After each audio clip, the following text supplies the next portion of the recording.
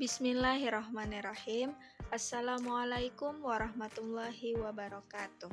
Selamat pagi anak-anak kelas 5 SD Negeri Bajayau. Semoga dalam keadaan sehat walafiat dan selalu diberikan kebahagiaan oleh Allah Subhanahu wa Ta'ala.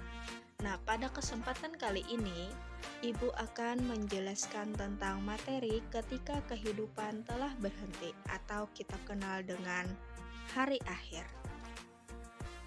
Nah, sebelum kita memulai pembelajaran kita pada hari ini, marilah kita bersama-sama membaca doa sebelum belajar. Bismillahirrahmanirrahim.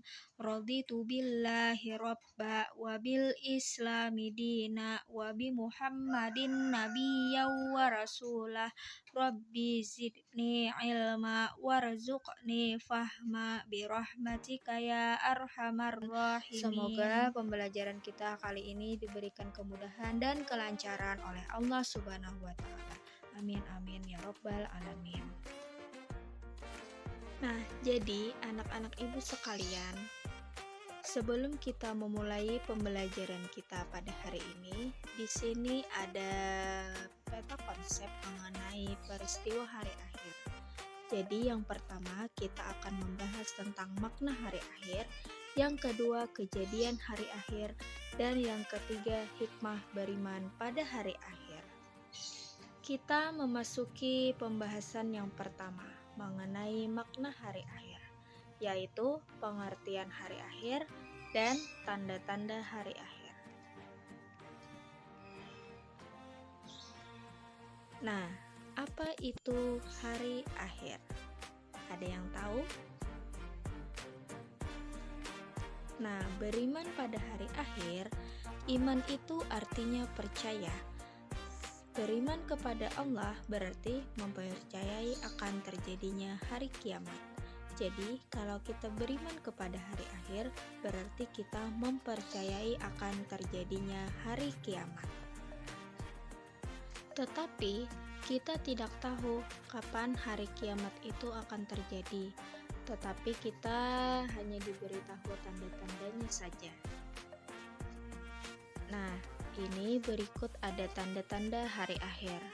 Hari kiamat itu dibagi menjadi dua, yaitu kiamat kecil atau kiamat sugra dan kiamat besar atau kiamat kubra.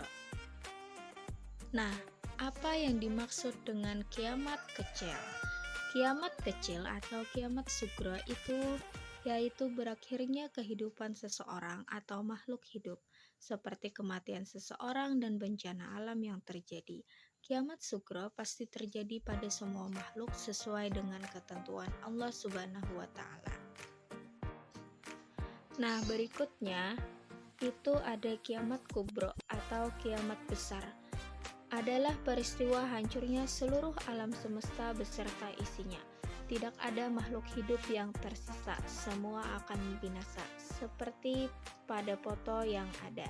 Nah, itu menggambarkan tentang kiamat kubro. Tidak ada yang tersisa di muka bumi ini seperti manusia, hewan, tumbuhan, gunung-gunung, dan sebagainya. Nah, jadi selanjutnya itu ada tanda kecil kiamat. Jadi tanda-tanda kiamat itu terbagi menjadi dua. Yang pertama ada tanda-tanda kecil kiamat, dan yang kedua itu ada tanda-tanda besar kiamat. Yang pertama, munculnya berbagai fitnah. Jadi fitnah ini termasuk menjadi tanda kecil kiamat. Nanti fitnah itu akan semakin merajalela. Yang kedua itu muncul nabi palsu. Nah, jadi perlu kita ketahui bahwasanya nabi dan rasul yang wajib kita ketahui itu ada 25. Dan nabi yang terakhir adalah Nabi Muhammad. Nah, jadi selain Nabi Muhammad, ada yang mengaku dirinya sebagai nabi, berarti itu adalah nabi palsu. Itu termasuk tanda kecil kiamat. Yang ketiga, banyak terjadi riba. Nah, jadi misalnya Nisa berhutang kepada Makwa, Nisa berhutang 5.000 dan Nisa harus mengembalikan uang Makwa itu sejumlah 10.000 karena itu kesepakatan dari Makwa. Nah, itu termasuk riba ya anak-anak. Yang keempat itu anak durhaka pada orang tua. Dan yang kelima itu banyak kebohongan dan saksi palsu. Itu yang lima di antara itu termasuk tanda-tanda kecil yang akan terjadinya hari kiamat. Nah, selanjutnya kita lanjut ke tanda besar kiamat. Tadi kan tanda kecil kiamat, nah sekarang tanda besar kiamat. Yang pertama itu munculnya Dajjal. Yang kedua, matahari terbit dari arah barat. Yang ketiga, turunnya Nabi Isa alaihissalam. Yang keempat, turunnya Imam Mahdi. Yang kelima, keluarnya Ya'juj bin Ma'juj. Yang keenam, munculnya binatang melata di bumi. Lanjut, kejadian hari akhir. Apa saja sih kejadian pada hari akhir? Nah, ini pembahasannya. Yang pertama itu ada Yaumul Ba'as. Nah, Yaumul Ba'as ini merupakan hari kebangkitan, yang dimana manusia itu dibangkitkan dari kubur setelah kematian ketika hari akhir. Yang kedua itu Yaumul Mahsyar, hari berkumpul, yaitu manusia dikumpulkan di suatu tempat yang sangat luas. Jadi setelah dibangkitkan lalu dikumpulkan. Yang ketiga itu Yaumul Hisab, hari perhitungan, yaitu hari di mana amal manusia dihitung seluruhnya. Yang keempat itu Yaumul Mizan, hari penimbangan, yaitu hari di mana amal manusia ditimbang baik dan buruknya. Yang kelima itu Yaumul Jaza, hari pembalasan, yaitu hari di mana manusia menerima balasan dari segala amalnya.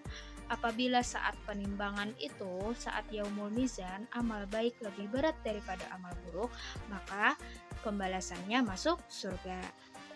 Apabila amal buruk lebih berat daripada amal baik, maka pembalasannya itu masuk neraka. Jadi ini adalah beberapa tahapan hari akhir. Ada 5 ya anak-anak: Yaumul Ba'as, Yaumul Mahsyar, Yaumul Hisab, Yaumul Mizan, dan Yaumul Jaza. Nah, lanjut yang terakhir itu ada hikmah beriman pada hari akhir. Nah, hikmah beriman pada hari akhir itu ada 5. Yang pertama, hikmah mempelajari hari akhir itu memotivasi manusia untuk taat dan ikhlas pada perintah Allah. Yang kedua, selalu berhati-hati dalam bertindak. Yang ketiga, memperbanyak amal ibadah. Jadi, ketika kita beriman pada hari akhir, kita akan selalu termotivasi untuk selalu taat dan ikhlas terhadap perintah Allah serta memperbanyak amal ibadah, karena kita tidak tahu kapan kiamat itu akan terjadi dan kita hanya tahu tanda-tandanya saja. Nah, yang keempat itu ada berusaha menjadi lebih baik dan tetap istiqomah dalam kebaikan. Dan yang terakhir itu menunjukkan perilaku terpuji dalam kehidupan sehari-hari. Nah, sekian pembelajaran Ibu pada hari ini. Terima kasih untuk anak-anak Ibu semua. Kurang lebihnya Ibu mohon maaf. Wassalamualaikum warahmatullahi wabarakatuh.